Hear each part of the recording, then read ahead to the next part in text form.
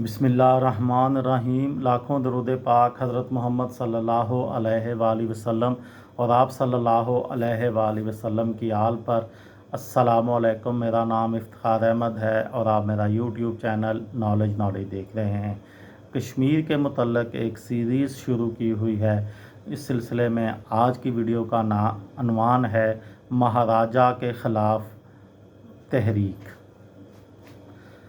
सन 1931 में पेश आने वाले वाक़यात ने कश्मीरियों को अपने सियासी हकूक़ के हवाले से एक गहरी नींद से जगाया, जिससे एक ऐसी सूरत हाल पैदा हो गई जिसकी नज़ीर उस वक़्त की किसी खुद मुख्तार शाही रियासत में नहीं मिलती। कश्मीर में खुद मुख्तारी, सियासी और मजहबी आज़ादी के लिए और महाराजा के ख़िलाफ़ एक तहरीक शुरू हो गई।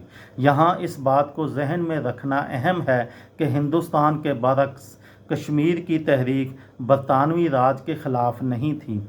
कश्मीर की तहरीक एक मुसलमान अक्सरियती आबादी पर हिंदू डोगरा हुक्मरानों के मुज़ालम का नतीजा थी।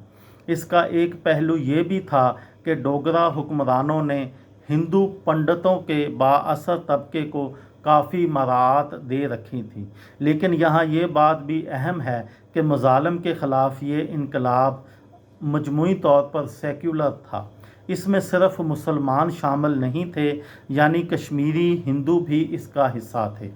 इस तहरीक की क़यादत पढ़े लिखे कश्मीरियों के हाथ थी, जो मुआशरती इस्लाहात की बात करते थे, जैसे कि शेख मोहम्मद अब्दुल्ला और प्रेम नाथ बजाज। शेख अब्दुल्ला की क़यादत में all Jammu and Kashmir Muslim conference का क़याम पढ़े लिखे मुसलमान नौजवानों ने रीडिंग रूम पार्टी के नाम से एक तंजीम कायम की, जहां बहस मुबाहसे होते। उन्होंने लंदन में मुकीम पब्लिशर NL बैनर्जी से रब्ता किया, जो इंडियन स्टेटस के नाम से एक रसाला शाया किया करते थे। इस रसाले में रीडिंग रूम पार्टी के अरकान की तरफ से मिलने वाली मालूमात की बिना पर कश्मीरियों की हालत ज़ार पर आर्टिकल शाया होने लगे, जिससे कश्मीर के बाहर भी कश्मीर की बात होने लगी।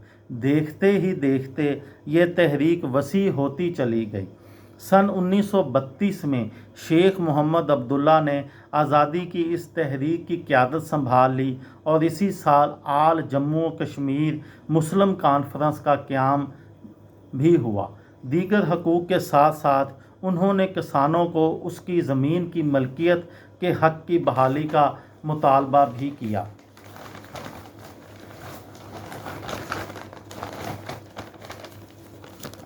सन 1932 में मुस्लिम कॉन्फ्रेंस के इजलास में अपने सदारती ख़िताब में शेख मोहम्मद अब्दुल्ला ने पुरज़ोर अंदाज में किसानों को दायमी तौर पर उनकी ज़मीनों की मलकियत देने का मुतालबा किया। इसी साल शेख मोहम्मद अब्दुल्ला को गिरफ़्तार किया गया और उन पर मुकदमा चला।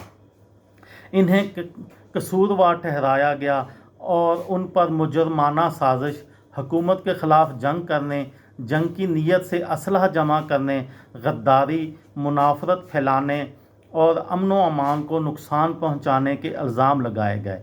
इस केस का नतीजा ये हुआ कि शेख मोहम्मद अब्दुल्ला को जेल भेज दिया गया, लेकिन फिर रिहा कर दिया गया।